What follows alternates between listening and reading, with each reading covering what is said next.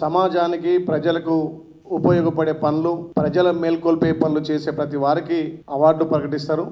దాంట్లో భాగంగా గద్దరన్న ఖచ్చితంగా అవార్డు రావాల్సి ఉండే, కానీ ఈ మతతత్వ పార్టీ, మతాల మధ్య కులాల మధ్య చిచ్చుపెట్టే పార్టీ నిజంగా ఒక కేంద్ర మంత్రి బండి సంజయ్ మాటలు మాట్లాడడం నిజంగా నేను తీవ్రంగా ఖండిస్తున్నా. ఒక యుద్ధ నౌక గద్దర్ గారికి ఖచ్చితంగా అవార్డు రావాల్సి ఉండే, కానీ దాన్ని సొంత ప్రయోజనాలు, మా పార్టీ మా కార్యకర్త మీద మాట్లాడిండు, మా కార్యకర్త మీద పాడిండని ఒక దురుద్దేశంతో ఇలా అవార్డులు అనేది ప్రభుత్వాలు ఇవ్వాలి, పార్టీలు కాదు.